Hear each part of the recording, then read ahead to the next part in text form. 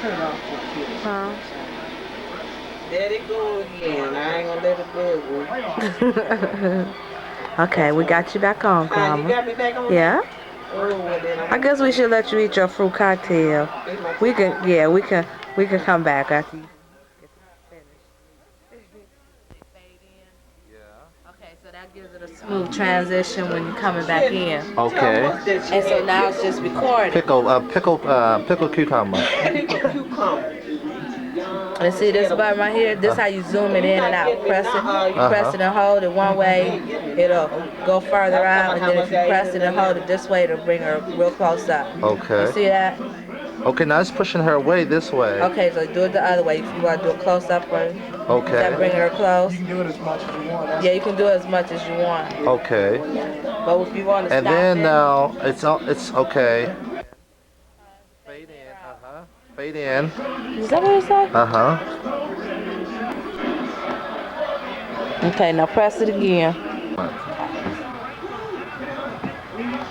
So, Mama Julia.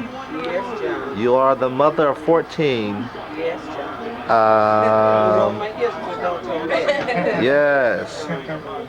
What all have you done in your life as far as things that you have wanted to do? Have you accomplished each and every goal that you actually set out as a youngster, as far as the things that was presented to you as a youngster, as far as the marriage life? Did you fulfill your life from that aspect? Okay, give me some information. Why do you feel that you have, why have you fulfilled that aspect of your life? What makes you feel real good about? Did you accomplish everything that you wanted to accomplish from that standpoint? How you mean accomplishment? Okay, as far as you fell in love, you had children, you was a devoted wife. A devoted mother. A devoted mother. Yes, and a happy mother. Okay, so this is what I'm asking. In being happy, were you was happy and content for the life that you have led? Yeah, the life I've chosen, I'm very happy. Okay. Yeah, she called having babies every year. When did you start having babies? When did you start having babies? My first child was born in 1942. Okay, and then you... How old were you? I was 20. You was 20. 20? Okay. I was 20. Okay. And then you continue to have, your second was born in 44, and then on and on. Yes. Okay. Okay, you want me to, I see now you want me to go back to my church. Okay, you want me now, okay, I tell you what. I'm a lot older. You know what I mean? I thank God for that. And I thank God for the memory too. And so my oldest child was born July 14, 1942. And my second child was born August the 24th or the 25th. I'm kind of mixed up on that. I don't know why. But he was born in August. His name was Arthur Jackson Jr. And then my third child was born. Her name is Mildred. She was born May the 15th. 1946. Okay? Let me back up just a little bit. I went too fast that time. Junior was born August 24th. It was either 24th or 25th. I done got kind of mixed up on that. I really don't know how I got that. I believe it was 24th of August, 1944. And we moved I was in Alabama, two first children. One was born in Alabama, Junior was born in Alabama. Then we went to Detroit.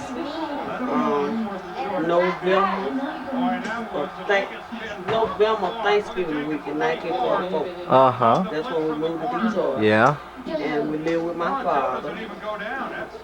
at the time, and then but my husband and I and the 2 children would live with my father. Then we stayed there. He didn't get a job right away, but my father would take him out to look for a job. So finally one day he did get a job at Chrysler. Real good. Then after he got a job, well, we were sleeping in one room with the baby, you know, and it looked good. My father had him this room. So we got us a room on the Alexander Street. And he would catch the bus to work. And during that time when we went to Detroit, we had to pay but a dime. Really? A dime to ride the bus? A dime to ride the bus. And he, poor fella, he had to, that's during the time when it was ration and everything that you get during that time too. You couldn't go to the store. You couldn't walk in the store up there in Detroit and just get what you want. You had to show they had some kind of thing like a stamp, you know, ticket stamp thing. And if you didn't have no children, a lot of children, it wasn't very much you could get. Like we just had the baby, my baby, a little 2-year-old girl, you know. Junior was about 3 months old when we went there. So now, a ticket for my husband and me, we couldn't get very much, but you couldn't get them. But Lord bless me, so I had a lot of tickets. My mama had a lot of tickets, and she would send me part of hers. And so that made me have a lot of tickets. Whenever I go to the store, they were wondering how I could get as much as I did, but I never could tell them who was sending me the tickets. Yeah. I mean, my neighbors, you know, who I was rooming at. They wonder when I go to the store, I come back to much more. And I don't know, I guess I was so pitiful because, you know, I wasn't very big. And then when you just at the country like that, you know, you don't know nobody, you know, and you go to the store. And I would get behind the people in Detroit, you know. They would get up there, you know, and I heard the folks in the store. I used to walk right down a block or two to the meat out, right across the street on King. And I lived on Alexander. And I would walk across there, and I would get behind the people in the store to see what did they call white meat. You know, because I know down home we didn't call it like they did, you know, and I was from the South. I didn't really want nobody to see I was so backwards. But then what I would do, I would watch everybody, and I'd be watching, I want to buy me some white meat so bad for the cook greens with me. And I didn't know what they asked for. What did they call it?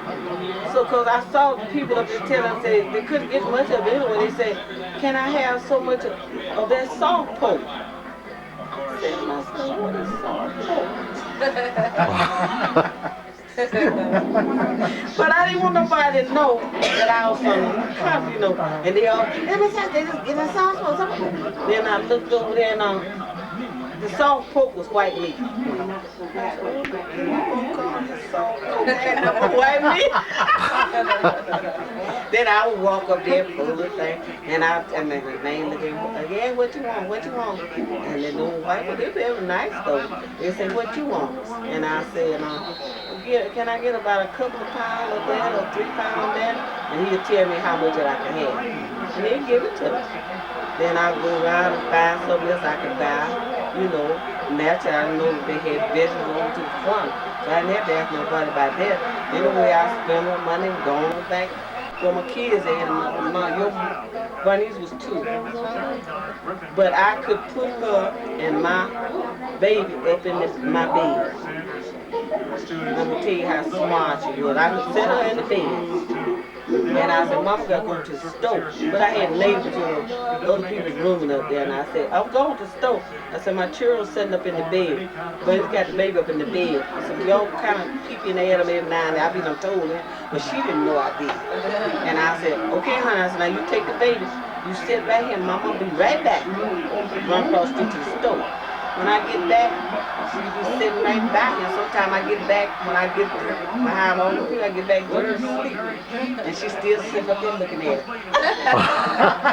it. Fall out the bed. She was very smart, huh? She was smart. She would do just what her mama said do. I said, sit there by the baby now. Mama be back, and I'll bring some candles, some back, you know. I'm going back there. And I'm tell you, honest truth, y'all don't know, I had it so hard. I did from the country and all them city people that wide awake, you know. I didn't have, who I was rooming in, we all shared the kitchen. And I wasn't used to that. We all had to share the kitchen. They had plenty of dishes, they had plenty of pots and pans. And you use pots and pans, everyone uses pots and pans, you're supposed to wash them.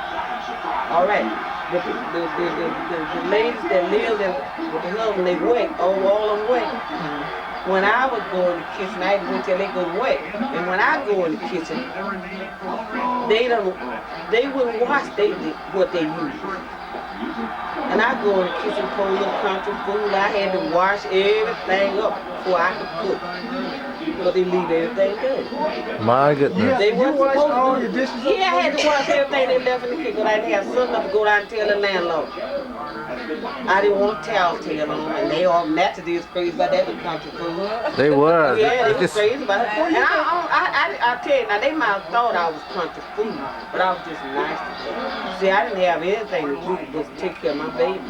You know. You was a very fortunate woman, whereas you just had to. I didn't have to go out the way. Your husband took care of you, My huh? husband took care of all that, and I didn't have nothing to worry about. You was. Go ahead. What do you think about the folks who make fun of folks from the country?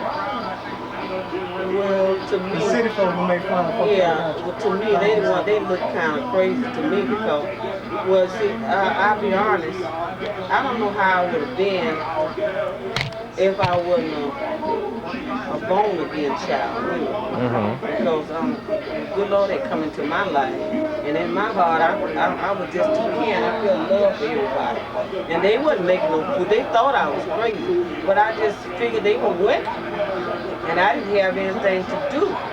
You know what I figured? So you just thought that you Yeah, just would be nice. I didn't have to. I didn't have to because it would be more things that I could use. Tell me. I could put theirs aside, but I didn't. You've always been a very nice person all your life, haven't you? I've tried to be. Do you feel that at being as nice as you have been in your past, do you feel in a sense that if you would have been a little more harder in dealing with certain situations, you would have felt much better about your decisions, whatever decision that may have been? I couldn't feel no better. Because you felt that I felt okay. you're the kind of person you can put your hand in, that person can put their hand in your mouth and you wouldn't even try to bite it off. No, I wouldn't bite it, but I sure would take it out of my mouth. Right, but not literally, but I'm speaking about just from you're just a kind-hearted person. I am because Where do you feel that you gotten that from? Who was the most, do you feel that your granddaddy was a very kind person, or your mama, or your grandmama? Who do you think you picked up those ways from?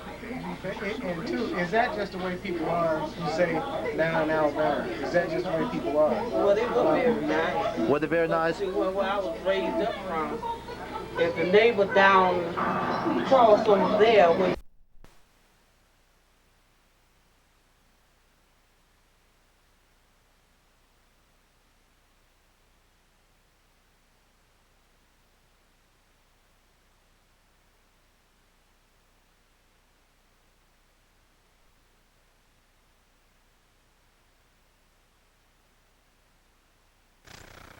Mimi got this on her birthday. My birthday was next week. it was Christmas Eve, maybe not Christmas It Eve? was on Christmas Eve. I opened all my presents. That's all you can do? Let me open all the presents in there. The Flip. Santa Can you Claus. flip? Huh? Can you flip? My hair, so I can get you. Come on. No! Come on, Sheila. Now let Sheila stay in there because she's too fast. My tongue. I be on dark road all the time. Here's Monica, When you're trying to see Disney, you shoot. the mother. The mother. Here's Sheila's auntie. If you notice that Monica said that Sheila was always littler than her, and now it has really changed. Ooh. I got a reason, though. She showed us. Why? Be this way forever. She'd be like, yeah, she had a baby. I give her a chance. Last Ah. night, sweet. I don't think so. Fine-tuned machine. I Got don't smooth think lines so. Like that Beretta. I don't think so. I hope so, but I don't think so. Chevrolet. It's a Beretta. It's a Beretta though, Mimi. It's a Chevrolet Beretta. It's made by Chevrolet. It's a Chevrolet deal. Okay. Now this is the country. Andersonville, Georgia. That's Monica the diva. That's Diva Monica. And John. Hey. And Janissa. You so mean, Monica. Look at Lolita. She done got big as a house. Look at her legs. look like hams, don't they? There's little Monica. Where are you all? And my mama's right there. Uh-huh. What he does best. There's the baby boy and baby girl showing that brother and sisterly love that they're so well known for.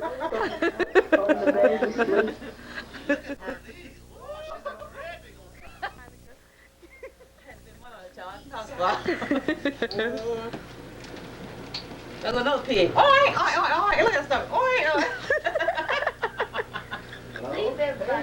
And there's my grandmother. Look at that gorgeous face. Don't she look cute? Oi, get out of my head. This is Julia English, December What's today? The 28th. 28th, 1992, age 70. Shut up. Who asked you to tell my age? Be proud of being 70 years old, Julia English. I am. All right, then. You go to bed. I'm pretty I ain't gonna worry. Julia, you got pleats in the skirt, got boots on. Mm-hmm. Got her little jazzy boots on. Got her jewelry on. Oh, my grandmama. What's the job profile for us, Julia? Time to show what you got. Let me see this one right here. We said it's time to show what you got. We don't want to look at it. Why? That's all right. We'll once they get the TV together, we'll do Coming around. This is grandmother Jackson. Sheila's mother's mother. And got a big old bowl of fruit in my hand. got- That all day when eat it up, so I got to finish it. Got a big old bowl of fruit. That's healthy. That's healthy. Huh? Yeah. Grandma, you gonna wave at us now? Huh? You gonna wave at us? Oh, y'all so sweet. Now you gotta tell us a little bit about your childhood and how you was raised up and everything like that, and where you from and so forth. Oh, that would take all from here till tomorrow. I'll tell all of it. Just tell me a little bit of Wanna it. tell a little bit of Yeah, just tell me a little bit I of was raised up Alabama. What part of Alabama? Hopeful, Alabama. Okay. Uh-huh. And I went to a country church to school. And I went to school as long as they had school. I did. You know, my grandfather and them, they were, said he was too poor to send me off in the high school. So the country church didn't teach no higher than the ninth, and that's where I went. And I had to stop. And bump around there. My childhood was pretty good. It really was. It was lovely. I do thank my grandmother for everything. Yeah. Your grandmother raised you up or your mama? My grandmother. Oh, okay. Raised by my grandmother, Violet Major. Mm-hmm. And That was she really, grandfather's mother. huh? That was grandfather's mother. Uh-huh. Yeah, that was his mother. Yeah, he raised him. So I had a pretty good life. Pretty good childhood life. One thing about being raised by your grandparents, you cannot, in the country, well, it ain't very much, there's a lot of work for you to do that I had to do, and I was so smart. I always did my work and go back under the tree and play. But they weren't going to let me go visit nobody. Mm-hmm. So I'm very well, I was around about 11 and 12 at that time when they would do like that. And as I grew older, my grandfather still wouldn't let me go nowhere. You go to church, and they tell you to be back home by 2. Now, where's Hope near? Hope Pearl is about About 14 miles from Montgomery, Alabama. Oh, okay. That's what the town. And I really don't remember how far Selma was, but it wasn't that far. Oh, okay. But Montgomery was the town that we would go to. Okay. And when I got 15, and I had a little bit of money, and I rode the bus for the first time. That's when the black folks had to go back to the back. Uh-huh. Yeah, and I thought I had did something. Ooh, I went to Montgomery. I didn't have that much. I don't even know what I had, $20. But whatever I had, I was so proud of. Went to Montgomery and got off, and I know how to go from the bus station to Woodward Street. I know how to do that. And when I could go there, there was a Woodward store, you know, a cheap store. Uh-huh. Ooh, man, I enjoyed that so much. Until when I go back home, I spend my little money, buy a little junk I wanted from the Tennessee store. Things were very high, I didn't know it. And I could go back with my basket, my bag, catch the bus, ride back to Lowndes County. Ooh, I felt I was grown then. Go on and tell us about when you was growing up and your first marriage and everything. Ooh, it was wonderful. My first marriage was wonderful. It really was. And Just hold it there till I come back. one thing about my first marriage, as I'm gonna tell this now, as I was growing up and my grandfather them farmed. And I'm gonna tell you something, I was really spoiled on that night. I didn't went to the field till I was 14. Hmm. Because around about 12 and 11 and 12 and 13, I would chop up the cotton. Uh-huh. So then if you whooped me, it didn't do no good. Because I would be mad at, maybe I was a little spoiled, I think I was in that way. Because I would be mad at him about that, by whooping me in front of all the hands that he had high in the field. And he gonna whoop me because I chop up the cotton. But what I was mad about chopping the cotton, I thought if I could go out there in the field, why did they have me to cut off the road so that the hand working out there, you know? Mm-hmm. So I wanted to hold my road right along with them, you know, holding the cotton, and he would let me do that. He said, no, you just cut the road off, you know, just meet halfway, you know, part the way, and I go part the way, and they want me to come back, and the other people come from the other end, they would hold that and turn around and get another road, you know. Mm-hmm. I didn't want to do that. I want to hold right along With the them? other people, and he would let me do it, so then I started chopping up the cotton. Woo! Chopping up the cotton. I bet you got a good, I chose you got a good whooping. I did, but it didn't do no good because I didn't stop. I don't know if I was crazy or what was wrong with me. I think I was crazy, really. Tell about how you was the valedictorian of your class. Going to school. Oh, I love the school. When I was going to school, I and the other girls my age had to stay home and Where's Dorothy? beat out the cotton. That's what they did in the country, you know. They would take a plum bush and beat the cotton. That beat the cotton and beat the seed out the cotton. And when they beat the seed out the cotton, they would take that and maybe about four ladies, 2 on each leg, and on their head rack that they put quilts up, you know. And they would put the pad down. My grandmother would take everything out of one room. You know, the rooms was real big. And they would take everything out that room and have those things to put the quilts up, you know, folk on them. They called them horses at that time. They would put the quilt up. No, she wasn't. And but my friends, girls along with me, like the Stevenson girls, and some more girls I know, they couldn't go to school like I did. But their parents made them stay home and quilt. And if they didn't quilt, they had to fork hay. So fortunately, I never had to do that. And then my grandma would tell me, they coming over to quilt tomorrow. She said, I want you to just skip one day. If you have to skip one day to help beat the cotton out for them to put in the quilt. I go to crying. Oh, I didn't want to miss school. Oh, I would cry, that's it. Go to school, girl. That's what I wanted. I love the school. Oh, I didn't want to miss down today. But now after school, I run home because I had to go get the cows. And I could ride a horse or a mule. It didn't make no difference. ride a horse and mule, get with my friends, and we go drive the cows about the woods. And I could outrun any of them on a horse.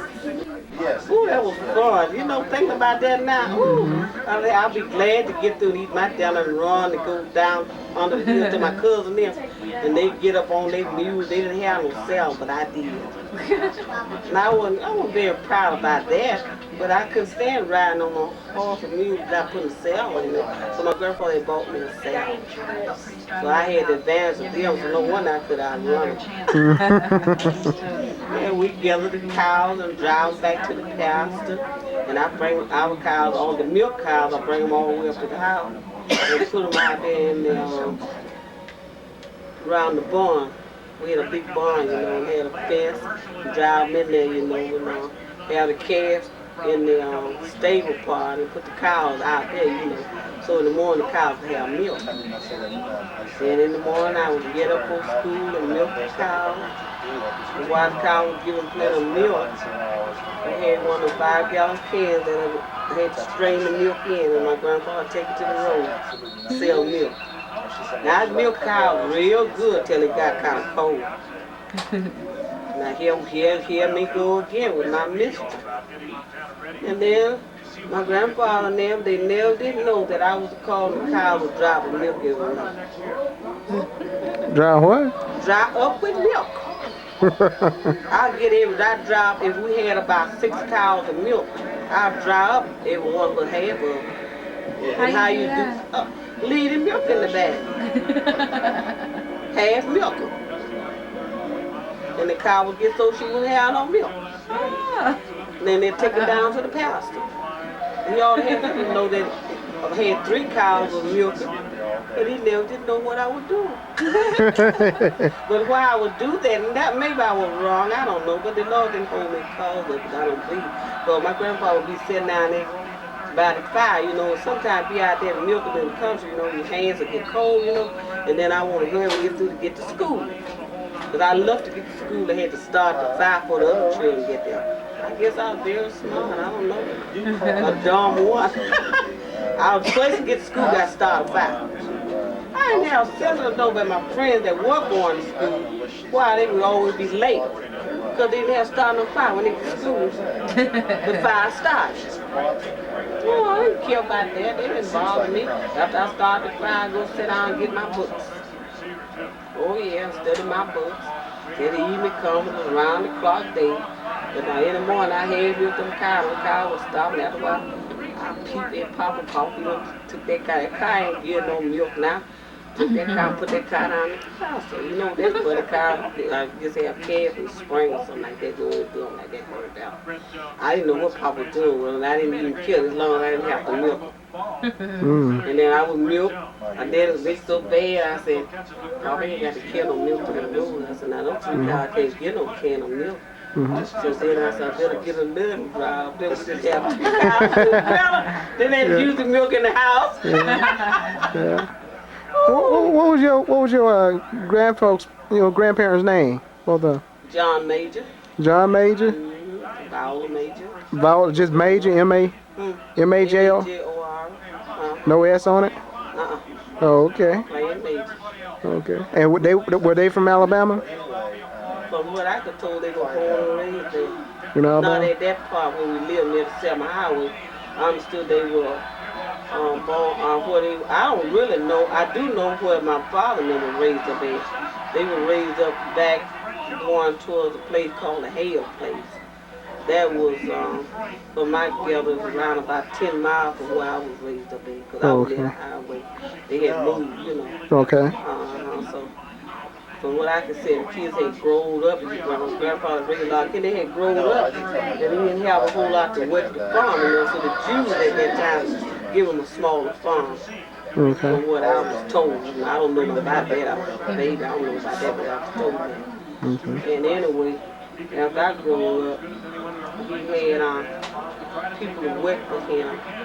And I guess he was a very smart man. I don't know, but he didn't buy no land. They said that he had, but he didn't buy no land. But what he would do, everybody around him, to carry him over the winter, he would lend them money. You know, Your They granddaddy? come to him. They would come to him to borrow money. Your granddaddy? Uh-huh. Oh, okay. But now, he didn't want them to pay no money back when they borrowed. They work it out in the spring. Oh, okay. Uh-huh. The people had boys. One boy in particular that I know at that time, we would grew up together. We go to school. He couldn't hardly go to school. Plow. Pay back the money for his daddy had borrowed from my grandfather. So y'all consider pretty well off back Well, my then. grandfather was. I mean, he wasn't. What I mean, he knows how to make a living. You Okay. understand? He sell cows and then he sell the cows that he raised, and then all the summer he did have plenty of milk to sell. Yeah. But he sure didn't have none to wear. Yeah. Have you ever met any slaves during your lifetime? No, I wasn't old enough for that, but I remember when I was a girl, I met my grandmother's mother.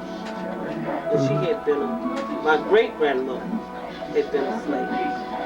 I saw her. You saw her? You remember her name? 42. You remember her name? Her name was Mitty Watson. Mitty Watson? I remember her. She was beautiful, and she had long, pretty hair.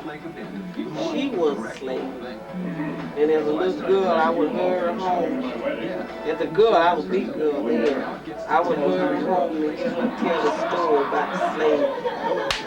And she told me a lot about the slave. Grandma Mitty. Oh boy, I messed up when she died. She died in 42. And that was my great grandma. She told me about slavery. Because I think slavery was after my grandfather. I don't think my grandfather was raised in no slavery. Tell her about she was 16 years old when they freed the slaves. Did you tell her? Yeah, she was 16. My great grandmother, she said she was 16 when they freed the slaves. Where did she work, Mama? She worked in the White Rose Kitchen, she told me. My grandmother told me that I live in America. she was 16 years old when they freed the slaves. And she said she was in old master kitchen. You know, clean up the kitchen. Mama had up there clean up the kitchen. And when the soldiers came around, she told me, they told her go home.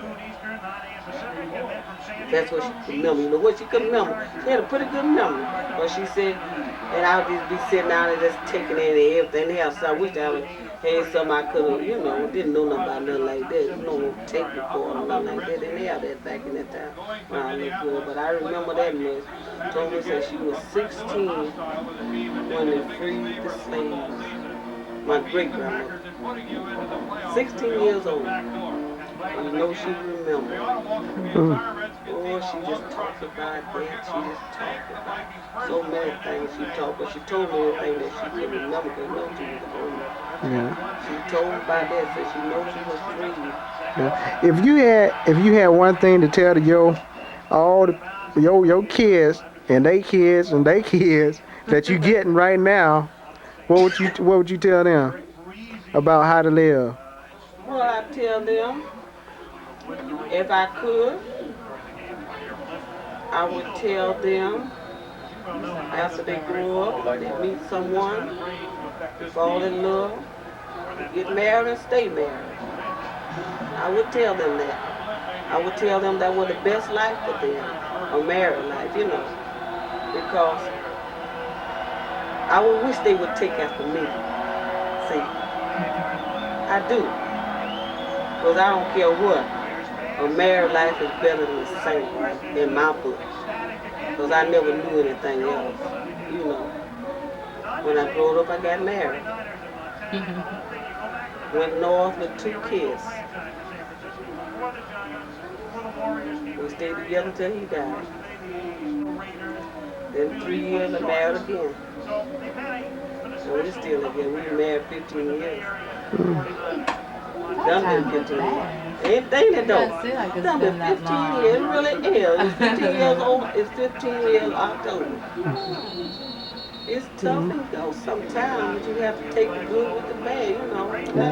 My life haven't been so bad. A lot of things that happened in my life, but through it all, the good Lord been good to me. And the best thing in life was going back and back to Alabama. Um, Now, another thing in my life, I would say, to me, I have always did like to go to, as growing up, go to church. I love to do that. I don't know, I just loved it anyway. And my grandfather never stopped me from going to church as I grew up, you know. But the church that I could go to most was the missionary church. And my grandfather knew was primitive. What that mean by that? They call like they are. That don't mean I don't now since I'm old as I am and been in the world and Lord that spare me as long as I am. I know that it don't really mean that my people, the denomination that I am, what I have never told my children, you know, all I wanted my children, you know, go where the good Lord leads them when they grow up. And I never did tell my kids, you go on and you join the church. I don't have nothing to do with that. That's God's business about that. Because see, I can't save them.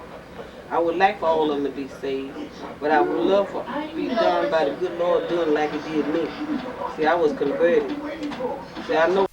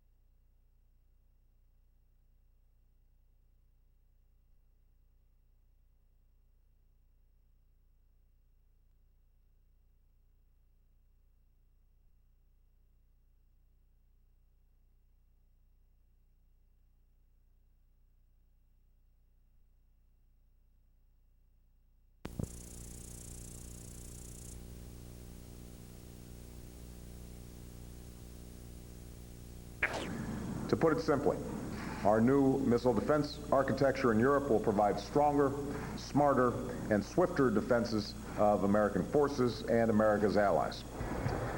Admiral, what do you think? He should have added just one more word, and at less cost. More capability at less cost. The NIE, National Intelligence Estimate, that came out in June actually said it's not the long-range missile threat, it's the short and medium-range threat that threatens our troops in the Middle East, that threaten Israel and Southeast Europe, including Turkey. The system President Bush was going to build, which would be in place in 2017, would protect none of that against those shorter or medium-range threats. By 2011, in only 2 years, we will have Aegis ships out there, upwards of 80, that we can move around like pucks on a hockey rink around the world to protect our troops and other nations from short and medium range threats. Then, by 2017 and 18, there is a 4-step phase to have almost identical capability, long range, up against ICBMs, intercontinental ballistic missiles, to protect America. What a good move by this president. Okay, so Congressman, you're saying not only is it a good strategic move, but it's also a budget move as well. How big a budget? How much does it save? About over $4 billion is what we would have put into the system, into the Czech Republic and Poland. I would imagine it's easily less than $1 billion that is going to have this upgrade of Aegis ships that already have a missile defense system on them that's proven. And second, if I could, sure, this system that we were putting in there, which is going to have the same capability almost on the outside for long range, permits us to deal with Russia, to have Russia then pivot and put pressure economically by sanctions as well as diplomatically in Iran, with a hope that they'll stop building their nuclear weapon effort. Now, Joe, the conservatives are saying we're caving to the Russians, that this is a weak move, that this isn't a strategic move at all, and this is the weak side of the Obama administration. What about that? Absolutely not. They often said that when President Nixon and Kissinger actually dealt with the SALT talks, strategic arm limitation talks. This is once more going back to a political military move where this president has retained the same capability, in fact, enhanced it to protect Israel and our troops out there in the Middle East, and at the same time has a probability of now, with Russia, placing pressure on Iran that if it doesn't pursue a nuclear weapon, we gain. No, this is an act of strength. And quickly, one final thing. You were talking about these ships that will be able to move around, more mobility. Do you think this will force the Russians maybe to change their strategy on the open seas? What do you think? Absolutely not. There is no Russian Navy of any worth today. And by the way, these ships we have are already there today. The President is just taking advantage of an already built infrastructure with slight software upgrades and additional number of missiles. That's it. What a wonderful move by this president to enhance our security at less cost and protect an ally, Israel, that wouldn't have been protected otherwise. Congressman, good to have you on tonight. Thanks so much for drawing on your experience as an admiral here on the Ed Show. I appreciate it very much. Coming up, those nut job Tea Partiers are whining out of both sides of their mouth again. They want to cut government spending, but they're mad that the government didn't spend enough money on them for the D.C. protest. They ride right on the Psycho Talk Express next on the Ed Show. Stay with us.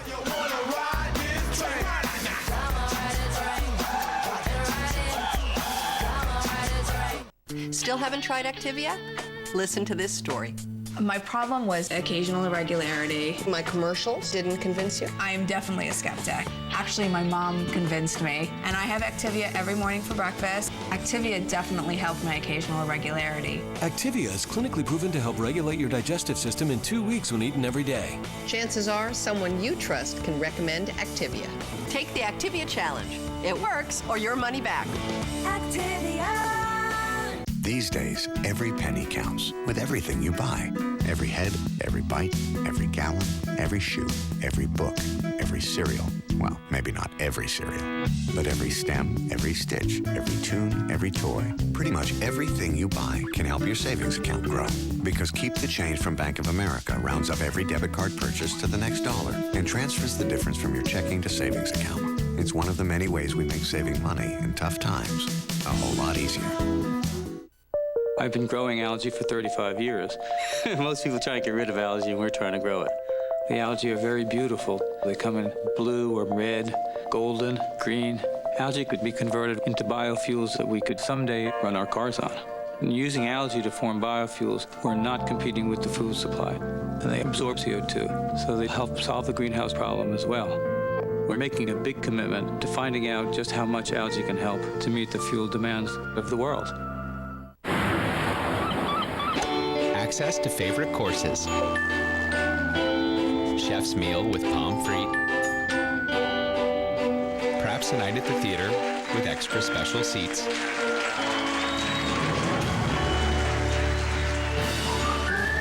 Additional hotel night, our treat.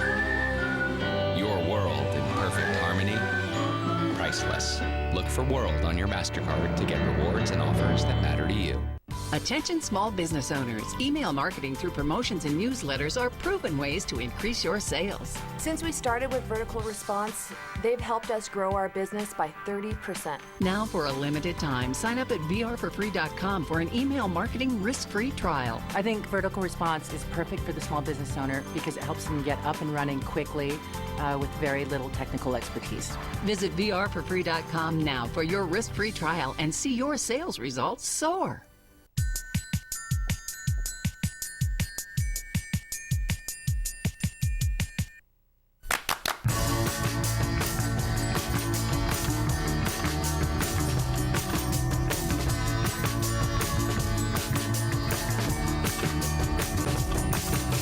New spaces to work, relax, and unfold at a value that's simply refreshing.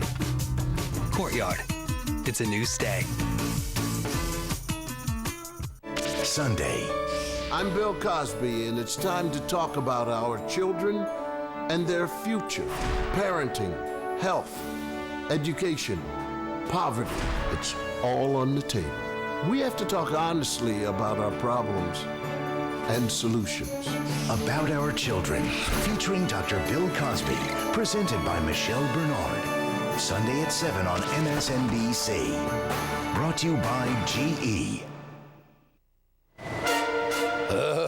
We got a dandy in Psycho Talk tonight. A little hypocrisy out there. You don't know. You remember these Tea Partiers that were in Washington, D.C. last weekend? The 1.7 million? Remember what they were hollering about? Here it is.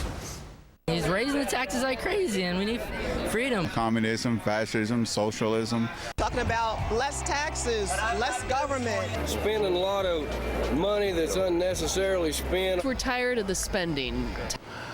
Is that right? They were protesting socialism, taxation, and government-run programs, but now they're complaining that the Washington Metro system wasn't good enough for them. That's right. The Washington Metro, of course, is public transit. That means it's run by the evil government. Why? Which is exactly what these nut jobs were protesting. Congressman Kevin Brady, here's the interesting twist. He's from Texas. He sent an angry letter to the Washington Metropolitan Transit Authority about it. He wrote, these individuals came all the way from Southwest Texas to protest the executive's spending in growing government intrusion. These participants whose tax dollars were used to create and maintain this public transit system were frustrated and disappointed that our nation did not make a great effort to simply provide a basic level of transit for them.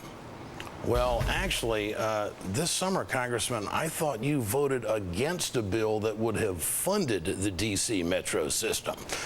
So these folks who are out there complaining about government spending are upset that the government actually didn't spend enough money so they could have their tea party. Bubba, let me tell you something. That's nothing but psycho talk. Take a taxi. Coming up, House Speaker Nancy Pelosi got all choked up today when addressing how heated the political climate is. Says she wants us all to curb our enthusiasm for the good of the country. I'll show you the tape in just a moment. And you know how the righties keep saying that the president's policies are bad for the economy? Well, it turns out that they may not know what they're talking about again. Home prices are up, and Americans' net worth has grown by a couple of $1 trillion this year. Some good news coming up in the playbook. Stay with us.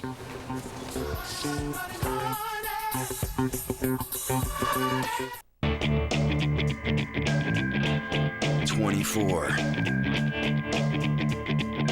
8.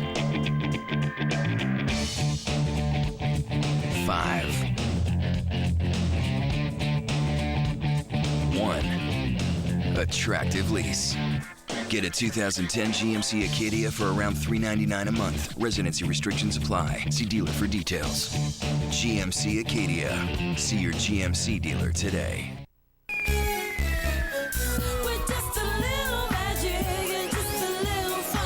Transform your water. Women who drink Crystal Light drink 20% more water. Crystal Light. Make a delicious change. Garth, you're up. Hold on, I'm at CapitalOne.com picking a photo for my credit card. Here's one from my prom. Oh, what memories. How about one from our golf outing? I know, maybe one of my firstborn's son. Dad, Mom says the boys gotta go. Personalize your card by uploading your own photo at CapitalOne.com. What's in your wallet? Hello. I'm finally gonna get a flat panel in my home theater. Thank you. What should I get? You. You should check out our new LEDs. The picture's better than life. Okay, but I don't want to pay too much. Don't worry about it. We'll match those other stores' prices. And we'll deliver and hook it up for free. Okay, last question. If you guys are here, who's in the stores? The latest home theater technology and thousands of people eager to help. Best Buy. Buyer be happy. Sea salts vary in color and taste. One tops them all. Adding it helps us use less salt than before in Campbell's tomato soup while keeping the famous flavor. So many, many reasons it's so good. Medicare. It doesn't cover everything. And what it doesn't cover can cost you some money. That's why you should consider an AARP Medicare Supplement Insurance Plan, insured by United Healthcare Insurance Company. It can help cover some of what Medicare doesn't, so you could save up to thousands of dollars in out-of-pocket expenses. Call now for this free information kit and Medicare guide. If you're turning 65 or you're already on Medicare, you should know about this card. It's the only one of its kind that carries the AARP name. See if it's right for you. You choose your doctor. You choose your hospital. There are no networks and no referrals needed. Help protect yourself from some of what Medicare doesn't cover. Save up to thousands of dollars on potential out-of-pocket expenses with an AARP Medicare Supplement Insurance Plan, insured by United Healthcare Insurance Company. Call now for your free information kit and Medicare guide and find out how you could start saving. Welcome back to the Ed Show. The Bacchus Plan. Progressives don't like it. Republicans, well, actually, they'll never like it. In fact, the only group that seems to like the Bacchus Plan is the health insurance industry themselves. How about these insurance stocks just getting right on up there the last couple of days after the Bacchus Plan was announced? How about that? Joining me now is Wendell Potter, former vice president of the insurance giant Cigna. He's now a senior fellow on healthcare for the Center for Media and Democracy. Well, Mr. Potter, I wanted to bring you back again this week. Don't mean to bother you too much, but you did call it. You said this was a gift to big insurance. Is this the tip of the iceberg? What do you think? No, I think so. I can't believe that that we've got a bill that is so much a gift to the insurance industry as this is. You're right. I think the only people anywhere in Washington who appreciates this bill are the people who work for America's Health Insurance Plan, the big trade association, and around the country, illegal aliens, because they're the only people who can escape being forced to buy the insurance products that we would have to buy under this plan. So with the mandate, and people that can't afford to buy the insurance, they would be subsidized by the government, go over and buy the insurance policy, fatten the pockets of the big insurance companies who would be able to line the pockets of the politicians to make sure that there's no more reform. Is that too much of a stretch, or is that the way it's going to be? No, that's exactly how the bill is, how it's designed, how it would be implemented. Your tax dollars and mine would help subsidize those who don't have enough money to pay the money they would be required to pay by law to buy the insurance from these private insurance companies that would send your tax dollars and mine and those policies policyholders' money straight into the pockets of investors. Mr. Potter, you and I have talked a lot about how much money and how much effort and how much orchestrated attempts that they've had, a game plan to fight off the public option and anything that would compete against the private sector. Well, now we've got 4 out of the 5 bills have got a government-run insurance program that would compete against the private sector. What can we expect down the stretch here? I mean, is the hammer job coming? Is this the tip of the iceberg? What are we going to see from big insurance here the rest of the way? Well, big insurance will try to keep making the case that the public option is dead or dying, and that's why you've been seeing the stock price go up since over the past 3 months. The stock price of the company I used to work for, Cigna, has gone up 50%, and this is part of the insurance industry strategy to try to make people think and try to discourage the advocates of the public option that just give up. That's not going to happen. You will see, though, I think, that people will start rebelling against this Baucus bill. And I think senators like Jay Rockefeller, who has been a champion of health care reform longer than any living senator, he doesn't like this bill. I think he will try to seek to amend this so that it will resemble more of the bill that came out of the Help Committee in the Senate or the House bill. But these lobbyists will really be twisting arms right now, won't they? Oh, absolutely. They have focused their attention on Senator Baucus and on Senate Finance because they know that's where the current action is. And that's why the bill looks as it looks right now. So they will be in full force spending millions of dollars over this next stretch of time. So do you think we could come to the political conclusion that if Barack Obama, the President of the United States, gets a public option, that he really will have defeated the lobbyists the way he said he was going to do, or attempt to do, and get them out of the White House, got to get them out of the influence, as he said in the campaign? I mean, 4 out of 5, 80% of the legislation has got a public option in it. So this is the defining moment now, is it not? It really is. He needs to have the public option in there. Otherwise, it'll be a great flip-flop from the campaign, first of all. But the public option is the best hope. There's a new study that was released today out of Hartford that 45,000 Americans die every year because they lack insurance. And that doesn't count the people who are underinsured. Another 25 million people are underinsured. He said in his speech that he wants to have a plan that will ensure that no American will ever be going bankrupt because of a lack of insurance. This Baucus bill will guarantee that more and more of us will be going bankrupt. We'll be joining the ranks of the underinsured. Mr. Potter, good to have you with us tonight. Thanks so much for your time. Thank you very much. For more, let's bring in our panel tonight. Todd Webster, Democratic strategist, is with us. Also, Jack Rice, former CIA officer and radio talk show host, and Karen Hanratty, Republican strategist. Another story that's out there with our panel tonight I want to bring up is this rhetoric that is out there across the country on talk radio and, of course, at these Tea Parties that are going across, the hateful signs, the talk of racism, what former President Carter has been talking about, not only last night in a speech, but an interview with Brian Williams the other night about how there is so much hatred towards the president.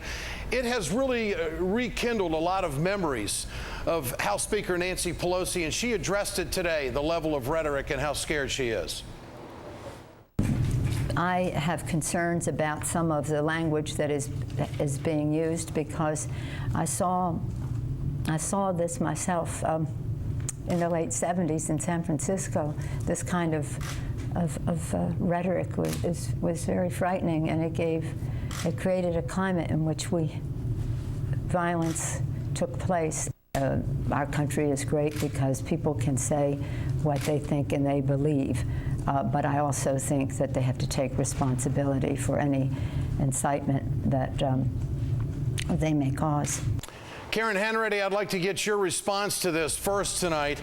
The White House doesn't want to respond to it, so have they just turned it over to Nancy Pelosi, and is she, I don't know, is she being a little too emotional about this, or is this a genuine move here? What do you think? No, there's nothing genuine about Nancy Pelosi, first of all. She was being the ultimate drama queen today. So she was faking it there? She was faking it there? Yeah, look, reporters didn't even know exactly what she was talking about. So they asked her staff, was she referring to the murder of Harvey Milk, from San Francisco? And they said, yes, we think, okay, Harvey Milk wasn't murdered by a Republican who was a homophobe. He was murdered by a guy who was disgruntled. It had nothing to do with politics or ideology. So she's trying to just drag this in so they can create this narrative. The Republicans are just a bunch of, racist homophobes, and let's just throw in misogynistic while we're at it. Todd Webster, your thoughts on this? This is just to distract. Todd, your thoughts on this political move? Is it political, or is it just a genuine moment by the Speaker of the House? Well, I mean, let's try to be objective about this. Republicans have been running and winning campaigns on these wedge issues of race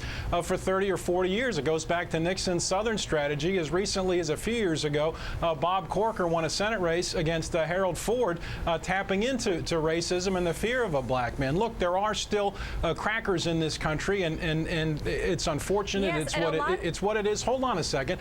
But this is the base of the Republican Party, whether it's the teabaggers or the birthers or these other efforts to undermine the legitimacy of Barack Obama as president because he's a black man. Now, the vast majority of Americans, I think, have moved on and are, we are a tolerant and a pluralistic society, but there are still politicians and campaigns that will try to use these wedge issues and try to drum up race to score political points. Okay, Jack, your thoughts on Nancy Pelosi's emotion today, but also the president is going to be doing a lot of interviews this weekend on the Talking Heads, hitting all the major shows. And the issue of race is going to come up. Do you think he should address it or just brush it off and leave it where it is?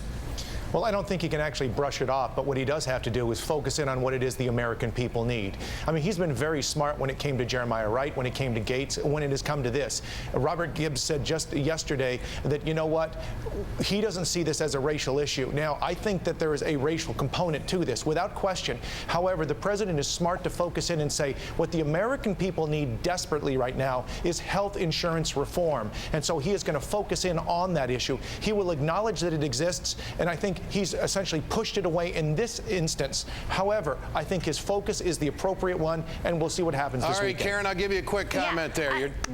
Those crackers that Todd referred to, a lot of those crackers were voting in the Democratic primary. You'll recall that President Obama referred to Bill Clinton as being racist in some of how Hillary Clinton was running her campaign. All right, we'll leave it there. Panel, we got more. Extreme progressives don't go out and shoot people, okay, like you have at the Holocaust. You mean like the Museum, Weather Underground? okay? You mean like the Weather Underground that Barack Obama, one of his supporters was associated with? They are absolutely progressive. All right, panel, we're coming back. Hang on. These crazy Coming up in our next segment, huge news for college kids today. Thanks to Congress, student loans will no longer be run by private banks. Right-wingers are accusing this as another government takeover.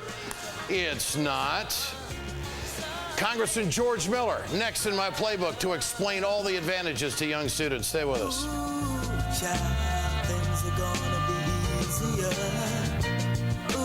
I'm Walgreens CEO, and I'm also a pharmacist. Getting an early flu shot is the best thing you can do to protect you and your loved ones from the flu. It's also one of the easiest things you can do, because Walgreens is now offering seasonal flu shots every day of the week, with convenient hours guaranteed, so you can just stop in. Our 16,000 dedicated pharmacists and Take Care Clinic nurse practitioners are waiting to help you beat the flu in neighborhoods nationwide. At Walgreens, we want you to know there's a way to stay well. Carol, when you replaced Casual Friday with Nordic Tuesday, was it really for fun or to save money on heat? Why don't you think Nordic Tuesday's fun? Oh, no. It's fun. You know, if you're trying to cut costs, FedEx can help. We've got express options, fast ground and freight service. You could save money and keep the heat on. Great idea. That is a great idea. Well, if Nordic Tuesday wasn't so much fun. We understand you need to save money. FedEx.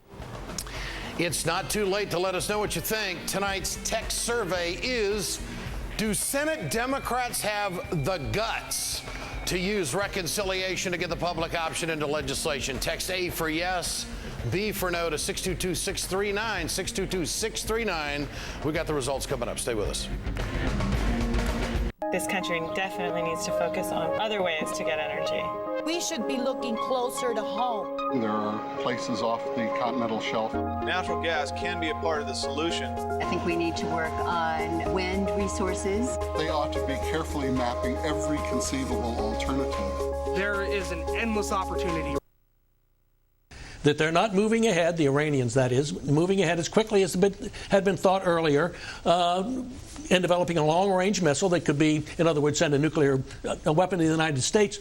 Don't you want to be prepared for the eventuality that it might pick up a speed again in the development of that missile? And look, we would be much better, much safer. The U.S. would much safer with a system, a defensive shield system in Poland and Czechoslovakia than we would with the system in California and Alaska that the Obama administration has already cut funding on.